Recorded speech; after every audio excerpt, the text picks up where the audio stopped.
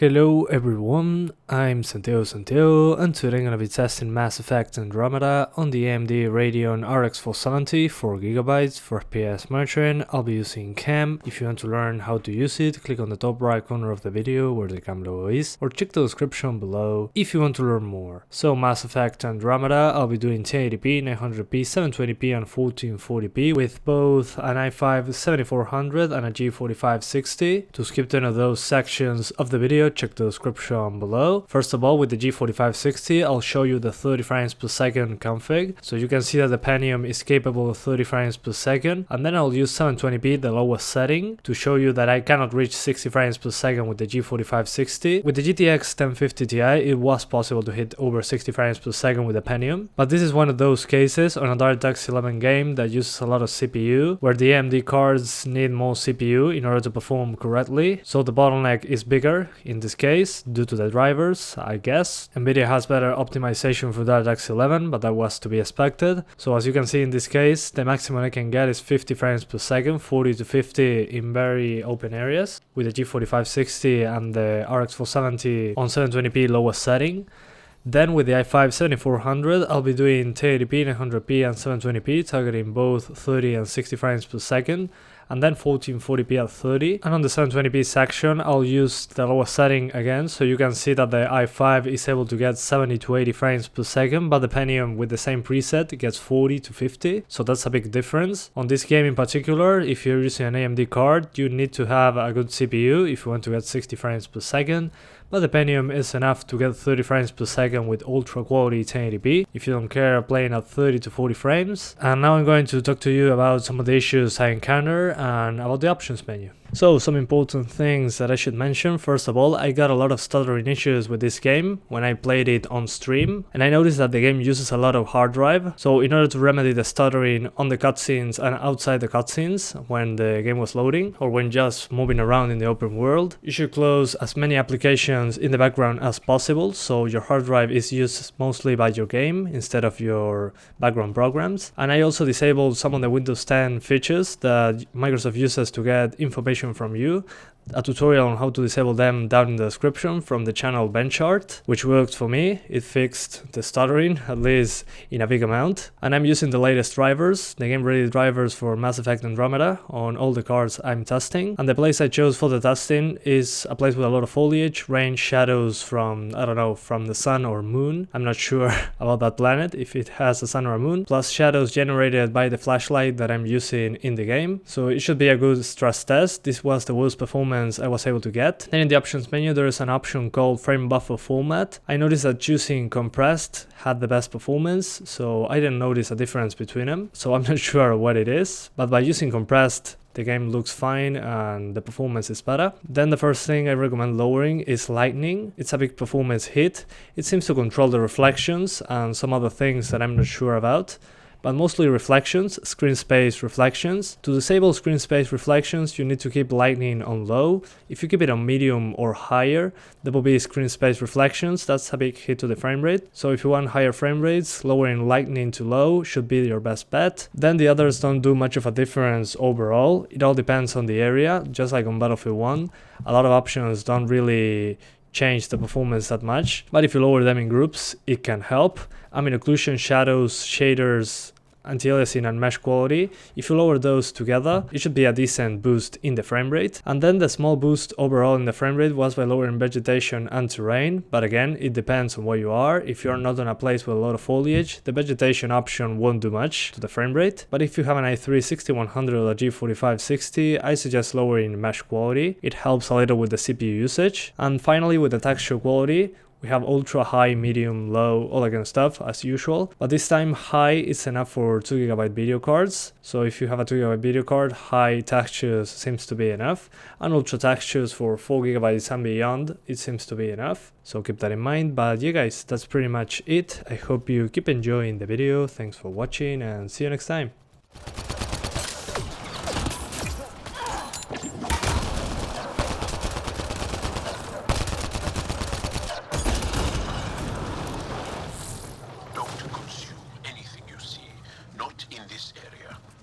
Thanks, Jaw.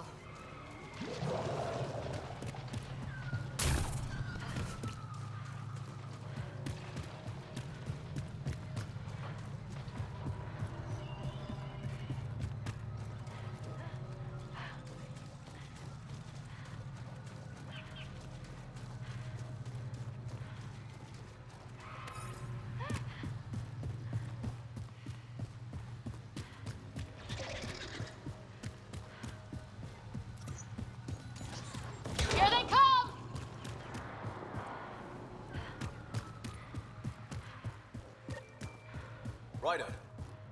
Rokar and Turians? Those are Natana's uniforms, Pathfinder. Turian arc?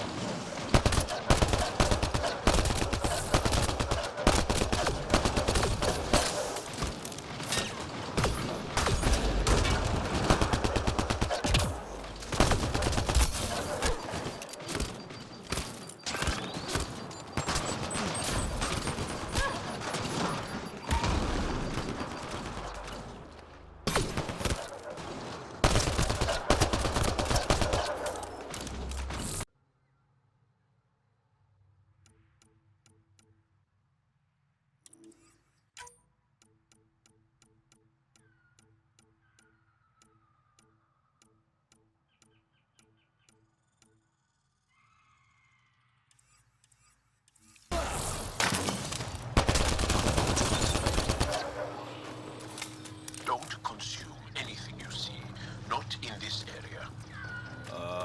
Okay.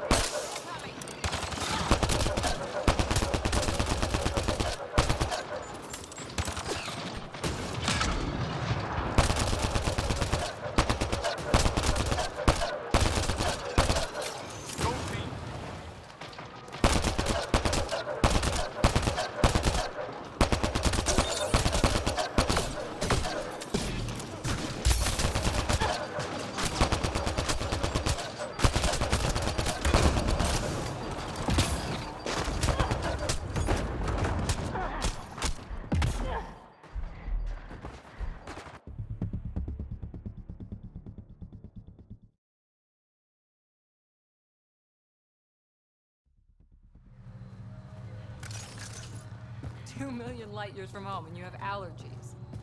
Could be my spidey sense. Don't know.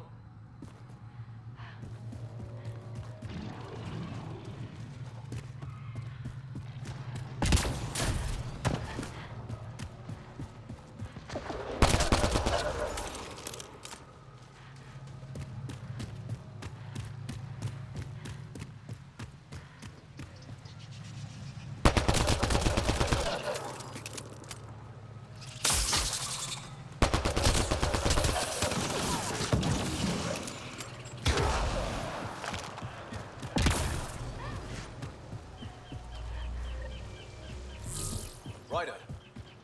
Rokar and Turians? Those are Natana's uniforms, Pathfinder. Turian arc? Breaking their line!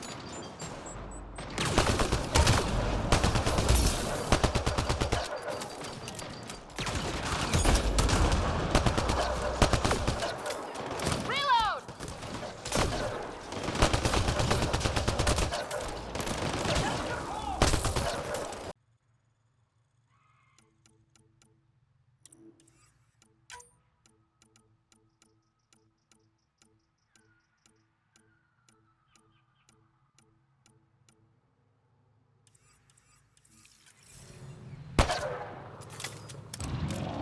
they're on us.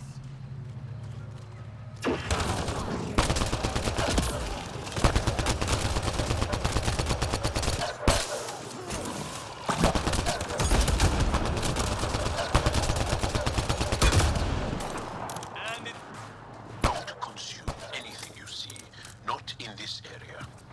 Thanks, Jaw.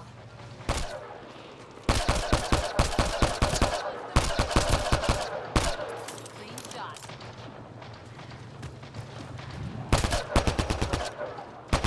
Enemies!